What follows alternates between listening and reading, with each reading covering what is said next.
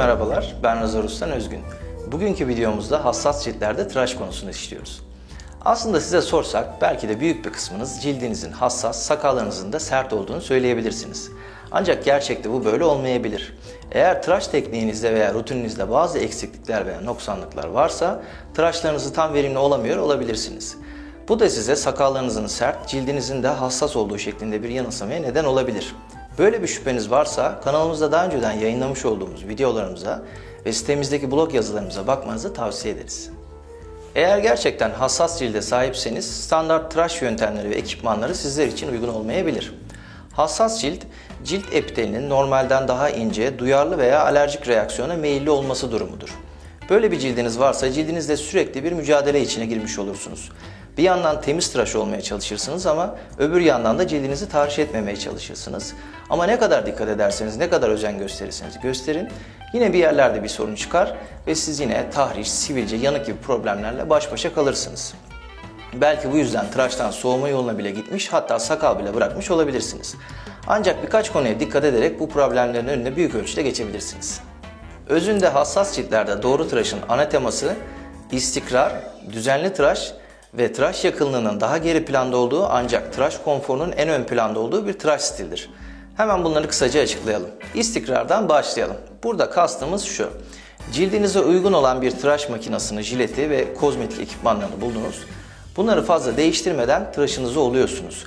Cildinize bunlara alışması için zaman sağlıyorsunuz, zaman tanıyorsunuz ve ne kadar ekipman değiştirmeden aynı ekipmanları kullanırsanız cildinizde bu düzene o kadar iyi ayak uydurmuş oluyor ve yaşadığınız problemlerin büyük bir kısmı azalmış oluyor. İkinci konu düzenli tıraş konusu. Eğer hassas bir cildiniz varsa bizim tavsiyemiz günlük ya da en kötü 2 günde bir tıraş olmanız. Şimdi burada şaşırabilirsiniz. Yani benim cildim hassas ve bir de her gün tıraş olursam daha kötü olacak diye düşünebilirsiniz.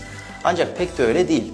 Düzenli tıraş olduğunuzda vücudumuzun diğer yerlerinin düzenli hareketlere tepki vermesi gibi cildimiz de tıraş olmaya alışacaktır. Ve siz doğru ekipmanlarla her gün ya da en kötü 2 günde bir tıraşınız olursanız cildiniz tıraş olmaya alışacaktır. Belki hassas cildiniz değişmeyecek, normal bir cilde dönüşmeyecektir ama yaşadığınız problemlerin büyük bir kısmı azalmış olacaktır. Gelelim üçüncü ve aslında en önemli maddeye. Hassas ciltlerde doğru tıraş stili, tıraş yakınlığının en geri planda olduğu ancak tıraş konforunun en önde olduğu tıraş tarzıdır. Bu da şundan dolayı önemlidir. Sizin zaten cildiniz normalden daha ince veya alerjiye yönelik bir cilt. Siz her tıraşınızı çok yakın tıraş olmak için uğraşırsanız zaten bundan sonrasında cildinizde bu yanma, tahriş, sivilce problemleriyle tekrar baş başa kalacaksınız. Dolayısıyla ne kadar yakın tıraş olduğunuzun hiçbir önemi kalmayacak. Burada sizin için öncelikli olan olduğunuz tıraşların olabildiğince rahat, konforlu olmasıdır. Tıraş yakınlığınız daha geri planda olmalıdır. Şimdi asıl tıraşa geçmeden evvel teoride hassas ciltlerde doğru tıraş için dikkat edilmesi gereken 3 ana başlığa bakalım. Bunlar sırasıyla kozmetik, ekipman ve teknik şeklinde. Hemen kısaca bakalım. Kozmetik kısmından başlayalım. Eğer hassas bir cilde sahipseniz bizim tavsiyemiz hassas ciltler için özel olarak üretilmiş olan tıraş ürünlerini kullanmanız. Tıraş sabunları, tıraş öncesi ürünler, tıraş sonrası balzamlarda hassas ciltler için özel olarak üretilmiş olan ürünleri kullanırsanız cildiniz daha rahat edecektir. Çünkü bazı ürünlerde esans oranları, parfümler veya alkol içerikleri farklı oranlarda olabilir ve bunlar sizin cildinizi tahriş edebilir ya da alerjik bir cildiniz varsa alerjiye sebep olabilir. İkinci olarak hassas cilde sahip kişilerin losyon kullanmasını tavsiye etmiyoruz. Çünkü tıraş losyonlarında ne kadar az da olsa genellikle alkol içeriği olur. Alkolün de bir miktar kurutucu etkisi vardır. Eğer böyle bir cilde sahipseniz 4 mevsim balzam kullanmanızı tavsiye ediyoruz. Üçüncü noktada kullandığınız kozmetiklerde size uygun iyi olanları bulduktan sonra bunlarda çok fazla değişiklik yapmamak ve çok fazla ürün kullanmamak. Yani bana iyi gelecek diye tıraştan sonra şap kullanayım, hidrosol kullanayım, emülsiyon kullanayım, balzam kullanayım gibi çok fazla ürünü karıştırmayı düşünmeyin. Çünkü çok fazla ürün size faydadan çok zararı olacaktır. Daha sade ve öz ürünler seçmeye çalışın. Hatta tek bir üründe bitirmeniz sizin için en iyisi olacaktır. Güzel, başarılı bir balzam bulup onunla devam etmenizi tavsiye ederiz. Şimdi ekipman kısmına bakalım. Ekipman kısmında aslında önemli bir detay var. Eğer mümkünse çelik ustura kullanmanızı tavsiye ediyoruz. Şimdi burada şaşırabilirsiniz. Yani benim cildim zaten hassas, üstüne bir de ustura kullanacak mıyım diye. Fakat şöyle bir detay var. Çelik usturalarda deri kayışla kayışlandığı için ağız kısmı son derece pürüzsüzleştirilmiş ve perdahlanmış oluyor. Ticari olarak üretilen yaprak jiletlerde bu derece hassas, pürüzsüz bir ağız bulamazsınız. Dolayısıyla tüm tıraş gereçleri arasında aslında en konforlu, en rahat tıraşı çelik ustura vermektedir. Cildinizi en az yoracak tıraş gereci çelik usturadır. Özellikle daha ufak ölçüler 3/4, 4/4 ve kama tipi eski Sheffield usturaları bulursanız tavsiye ederiz. Tabii şunu da söyleyelim. Çelik ustura kullanmak herkese göre değildir. Bir el melekesi uzmanlık gerektirir. Biraz daha masraflı ve meşakkatli bir hobidir. Bu sizin için uygun değilse mutlaka ben çelik ustura kullanacağım diye zorlamanıza da gerek yok. Buradan şuna geliyoruz. Ustura kullanmayacaksanız nasıl bir makine ve jilet kullanmanız gerekiyor? Bizim tavsiyemiz orta agresiflikte tam net ve temiz kesen bir makina ve jilet kullanmanız. Şöyle düşünebilirsiniz, benim cildim hassas, neden yumuşak kesimli bir jilet ya da makine kullanmıyorum? Şöyle bir dezavantaj olabiliyor makinalarda. Yumuşak makinalarda jilet kafanın içerisinde fazlaca korunaklı oluyor. Ve bununla tıraş olmaya çalıştığınızda jileti yüzünüzde fazla hissedemiyor olabilirsiniz. Yeni başlıyorsanız doğru açıyı bulmakta zorlanabilirsiniz. Aynı şekilde eğer cildiniz hassas ancak sakallarınız da sert ve yoğunsa bu sefer temiz tıraş olmada zorluk yaşayabilir. Aynı yerden çokça geçebilir ve cildinizi tahriş edebilirsiniz. Bu yüzden biz çok yumuşak makinaları hassas ciltli kişilere fazla tavsiye etmiyoruz. Aynı şekilde zaten çok agresif makineler hiçbir şekilde size uygun değildir. Bu nedenle sizin için ideal olan ürünler orta agresifte net kesen makineler ve yine konforlu jiletlerdir. Fırça konusunda da şöyle bir tavsiyemiz var. Hassas ciltlerde cilt çok ince olabiliyor. Bu sebeple uçları sert, batıcı olabilen kılları fazla tavsiye etmiyoruz. Burada sizin için en ideal olacak fırçalar ya sentetik fırçalar ya da silver tip dediğimiz en üst kalite porsuk kılı fırçalardır. İki grupta da kıl uçları çok yumuşak olduğu için cildinizin tahriş olma ihtimali en düşük olacaktır. Özellikle sentetik kıllı fırçalarda hem antibakteriyel özellik olduğu hem de çok hızlı bir şekilde kuruduğu için daha sağlıklı olduğu için sizin için ideal olduğunu söyleyebiliriz. Ekipmanlarla ilgili son söyleyeceğimiz nokta da şudur. Size uygun olan tıraş makinesini, fırçayı bulduktan sonra fazla değişiklik yapmamanızı tavsiye ediyoruz. Bir üst ana başlıkta bahsettiğimiz istiklal konusu gibi. Çünkü sizin elinizde olabilir, hepimiz bu hobiye meraklıyız, dolabınızda çok fazla makine, jilet olabilir ve siz her gün farklı bir makine kullanayım, farklı bir jilet kullanayım ya da ayarlı makineniz varsa bir gün şu ayarda kullanayım, bir gün bu ayarda kullanayım yaparsanız bir türlü cildinizin bu tıraş temposuna alışma imkanı olmayacaktır. Cildinize bir rahatlık sağlamayacaksınız ve cildiniz sürekli bu mücadele içinde yorulacaktır kısa vadede. O yüzden biliyorum bu sizin için zor olabilir kendinizi birkaç tane ekipmana sınırlamak ama yapabilirseniz size iyi gelen makine ve jileti bulduktan sonra düzenli olarak sadece bunlarla devam ederseniz kısa sürede cildinizin buna uyum sağlayıp çok daha rahat ettiğini görebilirsiniz. Şimdi gelelim teknik kısmına. Burada önce suyla başlıyoruz. Normalde biliyorsunuz biz tıraşı sıcak suyla olmanızı ve yüzünüzü soğuk suyla bitirmenizi tavsiye ederiz. Çünkü sıcak yani çok sıcak olmayan ancak ılık suyun sakalları daha iyi yumuşattığını söyleriz. Ancak cildi hassas ince olan kişilerde sıcak suyun bile rahatsız edici etkisi olabiliyor. Bu sebeple cildinizde hassasiyet problemi varsa tıraşlarınızı baştan sona soğuk suyla olmanızı tavsiye ederiz. Hatta yaz aylarında buzlu suyla bile tıraş olabilirsiniz. Soğuk suyun anlık olarak geçici gözenek büzüştürücü ve kan hızlandırıcı etkisinden dolayı size rahatlama etkisi oldukça iyi olacaktır. Köpük kısmına bakarsak köpüğümüzü mutlaka kasede hazırlıyoruz. Çünkü fırça ile yüzümüzde yapacağımız köpürtme en yumuşak uçluyu bile kullansanız cildinizi tahriş edebilir. Sadece fırçanın uçlarından bile cildi çok hassas tahriş olan kişiler olduğunu bildiğimiz için bu şekilde tavsiyelerde bulunuyoruz. Hepsine birebir uymak zorunda değilsiniz. Ama genel olarak biz hassas ciltte olan kişilere köpüklerini mutlaka kasede hazırlamalarını ve fırça ile sadece köpüğü yayma işlemi yapmalarını tavsiye ediyoruz. Yayma işlemi demişken fırçamızı yüzde kullanırken normalde bilirsiniz fırçayı ben dairesel şekilde kullanırım ve bu şekilde kullanılmasını tavsiye ederim. Bunun da sebebi sakalları güzelce dairesel hareketlerle yumuşatmaktır.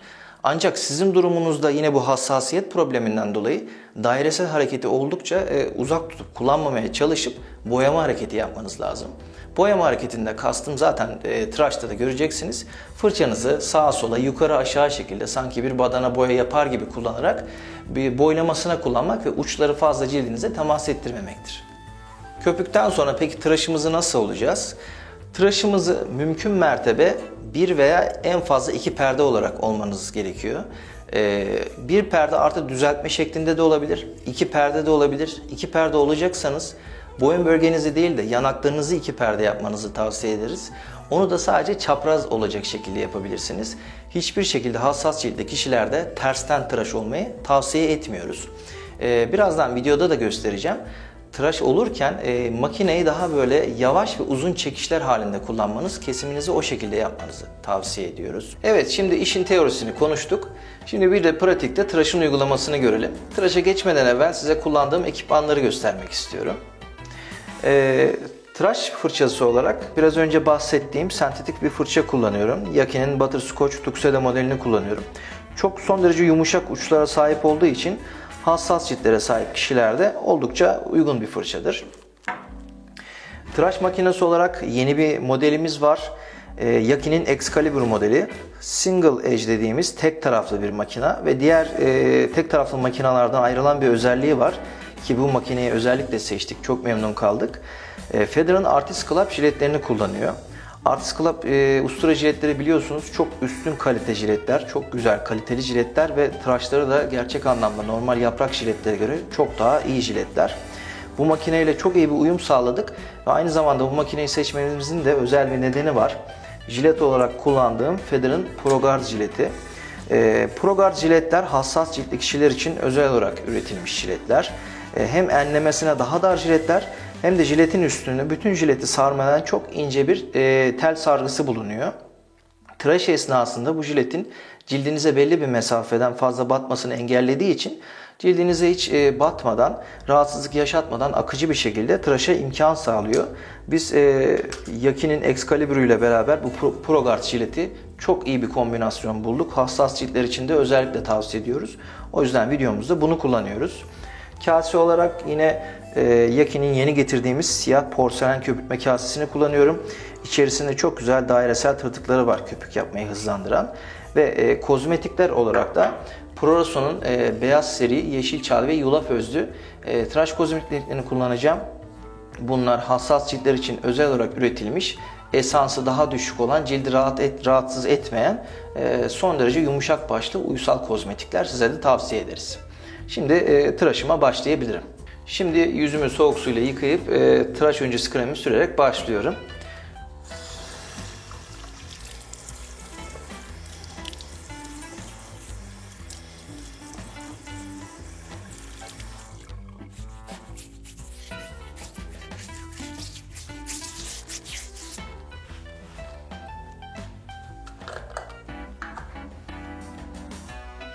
Şöyle bir fındık tanesi kadar aldım.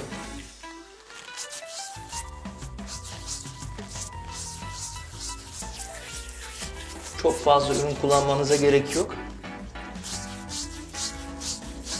Bu arada hani biraz önce soğuk su dedik, buzlu su dedik ama yine hatırlatayım, bunlar hani çok ekstrem derecede hassas bir cilde sahip kişiler için geçerli.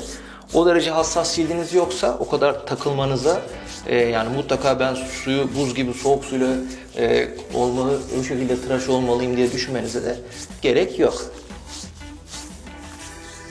Evet, şimdi tıraş öncesi kremi güzelce yedirdim. 1-2 dakika bekleyeceğim. Ondan sonra köpüğümü yapmaya başlayacağım. Fırçamı ıslatmama gerek yok, zaten sentetik fırça olduğu için doğrudan hemen kullanıma hazır olacak. 1-2 dakika sonra köpük yapmaya başlayabilirim. Evet, şimdi köpüğümü yapmaya başlayabilirim. Fırçamı hemen şöyle bir ıslatayım. O kadar yeterli.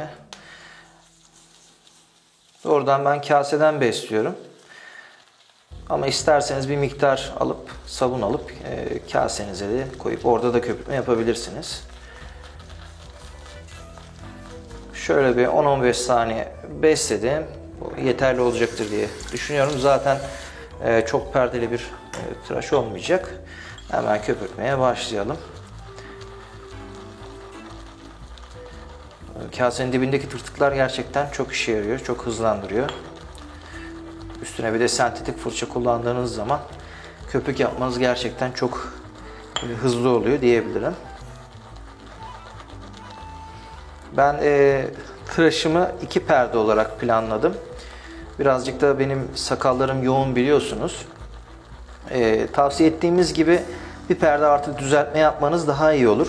Zaten günlük düzenli tıraş olursanız her gün tıraş olduğunuzda sakalınız da fazla uzamamış olacaktır. Çok fazla bir sakal kesmenize gerek kalmayacak. Tek perdede iş bitecektir. Ama eğer tabii sakalınız benim gibi biraz yoğunsa siz de ikinci perdeye çıkabilirsiniz. Ancak 3-4 gibi perdelere çıkmanızı hiç tavsiye etmiyoruz. Aynı zamanda tersten almanızı da hiç tavsiye etmiyoruz. Çok güzel, hemen kıvamlı bir köpük oluştu. Birazcık su istiyor ama yani şöyle kıvamı bir göstersem. Bakın krem şanti gibi çok güzel bir kıvam oluyor. Azıcık şöyle birkaç damla su ekliyorum. Köpük konusunda problem yaşıyorsanız daha önceden kanalımızda köpük hazırlama ile ilgili bir videomuz var. İzlemenizi tavsiye ederim. Orada köpüğün hazırlanmasının her türlü yolunu gösterdik ve köpük problemlerini de gösterdik. Köpüğünüz normalden fazla ince ya da kalın oluyorsa bunu nasıl çözebileceğinizi de gösterdik. Şunu da ekleyeyim. Hani benim cildim hassas, köpüğü fazla kalın yapayım, daha iyi korur diye düşünmeyin. Çünkü çok kalın bir köpük de fazla kalın bir arada bariyer oluşturur ve jiletin cildinize ulaşmasını engeller. Siz de sonuçta ya daha fazla bastırmak zorunda kalırsınız ya da aynı yerden çok fazla geçmek zorunda kalırsınız. Bu da size kesinlikle tahriş olarak geri dönecektir. O yüzden köpük kalınlığınızı, köpük kıvamını tam böyle olması gereken normal değerlerde yapmanız yeterli olacaktır. Şu an mesela benim için 2 perdeyi rahatlıkla çıkaracak miktarda köpüğüm oluştu. Çok güzel, parlak, ıslak, krem şanti kıvamlı bir köpük oluştu. Tıraşa geçmeden evvel makineme jiletimi de takayım. Şimdi Excalibur makineye jileti nasıl takabileceğinizi göstereceğim. Klasik 3 parçalı bir model. Yine aynı şekilde sapımızı söküyoruz. Parçaları şöyle ayırıyoruz. Biraz ince olduğu için tutması zor. Artist Club jiletler bilenleriniz vardır. Şöyle sürgülü çekiyorsunuz. İttirdiğinizde size yeni jileti veriyor. Bakın jiletin üstünde o bahsettiğim koruyucu sargılar var. Jiletin fazla batmasını engelleyen. Çoğu makinede jileti üst tabloya koyarak hizalarız ama bu modelde alt tabloya hizalamanız gerekiyor. Şu şekilde yuvaları oturtuyorsunuz. Daha sonra üst tablayı oturtuyorsunuz şu şekilde. Sapı da vidaladıktan sonra makinamız kullanıma hazırdır. Şimdi tıraşa geçebilirim. Köpüğümüzü hazırlamıştık zaten. Sadece köpüğü yüzüme yaymak için fırçamı kullanıyorum. Bahsettiğim dairesel kullanmayındaki söylediğim şey buydu. Boyama hareketi bakın bu şekilde. Sağa sola, şöyle yukarı aşağıya hiç bastırmadan yumuşak bir şekilde köpüğümü uyguluyorum.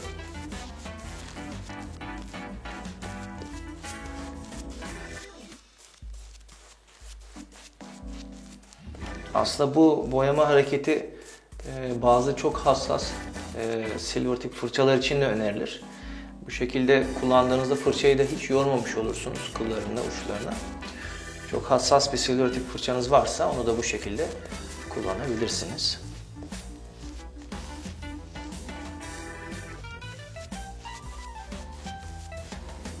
Kalın bir köpüğe ihtiyacım yok. Kaygan ve tam kıvamında olması benim için yeterli. Şu an zaten öyle.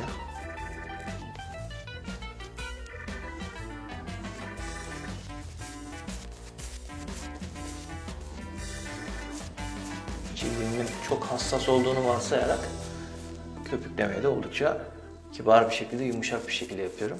Tıraşımı da aynı şekilde olacağım. Evet, bu kadar yeterli bile.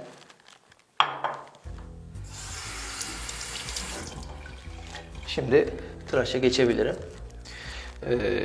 Tıraşta ne demiştik?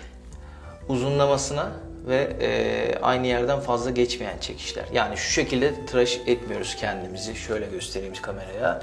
Şöyle aynı yerden çok fazla geçmiyoruz. Acele de etmiyoruz. Daha yavaş, sakin, akıcı bir şekilde tıraş oluyoruz.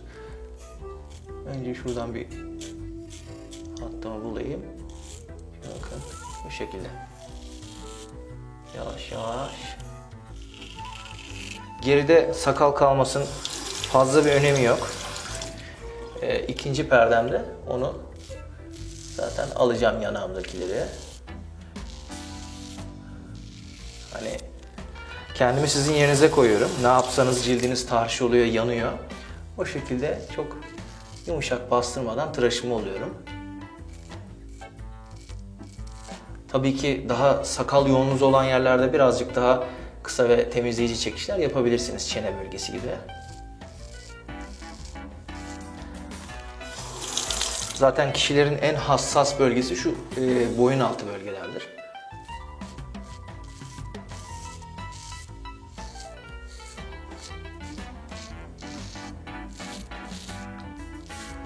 Tamamen sakallarımın çıkış yönünde tıraşım oluyorum.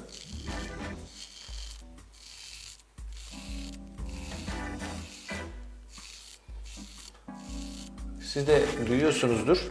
Kalın tok bir ses çıkıyor sakallarımı keserken. Bu da Artist Club jiletlerinin biraz daha kalın olmasıyla alakalı. Biraz daha usturanın ağzını andıran şekilde çeliğe sahipler. Tıraşları doğru yandırır. Şu kısım tersten çıktığı için tersten alıyorum. Yani daha doğrusu sakal çıkış yönünde alıyorum. Tersten almıyorum.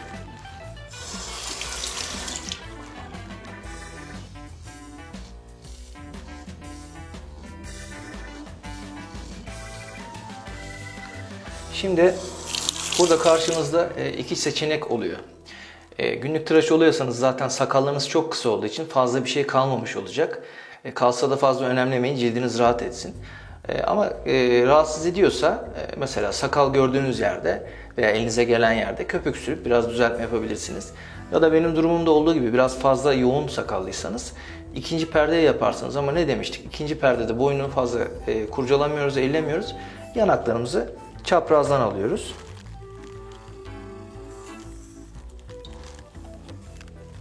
Yine boyama hareketleri. İnce bir köpük yapıyorum, bakın gördüğünüz gibi. Fazla bir şey kalmadı. Bu kadar yeterli. Ben burada da şöyle yapmanızı tavsiye ederim. Biliyorsunuz çapraz tıraşta iki yön var. Kulaktan çeneye veya çeneden kulağa. Çoğu kişide şu bölgeye doğru sakallar dönmeye başlar. O yüzden kulaktan çeneye yaptığınızda aslında buraları biraz tersten almış olabilirsiniz. O da biraz sizde tahrişe sebep olabilir. O yüzden ikinci perde yanaklarda çeneden kulağa yaparsanız çok daha rahat edersiniz.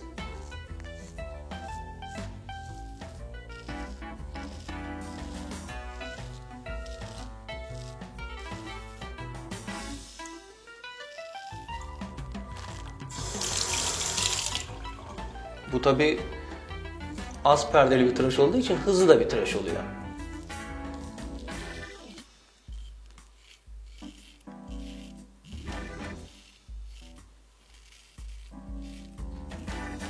Böylece ikinci perdeyi de tamamlamış oldum.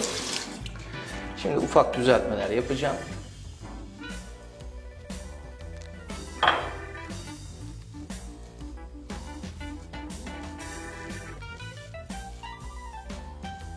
Ve kontrol ediyorum. Elimde sakal gelen yerleri. Şurada biraz var, şurada biraz var. Aslında çok basit ancak teknik bir tıraş, dikkat ederseniz.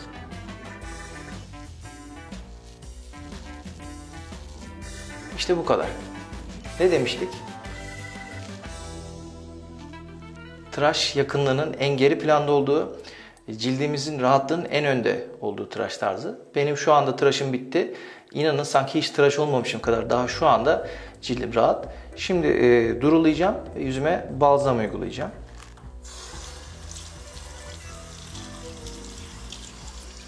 Soğuk su kullanıyorum.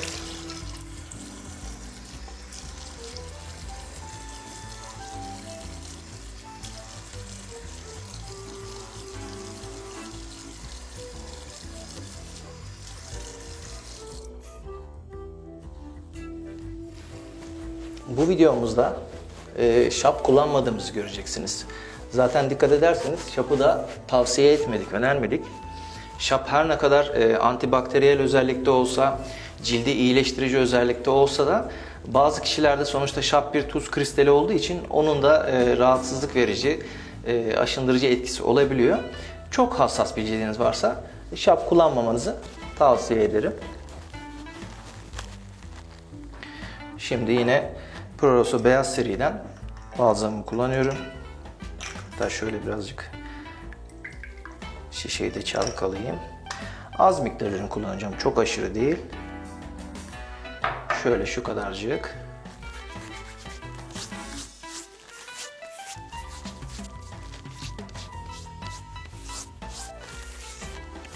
Hemen emildi zaten, bakın fazla bir kalıntı yok.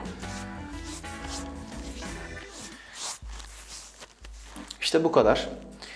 Benim cildim şu an hiç tıraş olmamışım kadar rahat. Hiçbir yanık, hiçbir tahriş, hiçbir rahatsızlık yok. Siz de bu şekilde tıraşınıza dikkat ederseniz hiçbir tahriş yaşamadan tıraşınızı tamamlayacağınızı garanti edebiliriz. Böylelikle ben tıraşımı tamamlamış oldum. Siz de videonun başında açıkladığımız maddelere dikkat ederseniz tıraşla ilgili sorunlarınızın büyük ölçüde çözülmüş olduğunu görebilirsiniz. Bir ekleme yapalım. Bu videoda anlattıklarımız çok ekstrem hassas cilde sahip kişiler için de geçerliydi. Sizin bu derece hassas bir cildiniz yoksa hepsini yapmak zorunda değilsiniz. Videomuzun bütün hassas cilde dostlarımıza faydalı olmasını dileriz. Bir başka videomuzda görüşmek üzere. Tıraş keyfiniz daim olsun.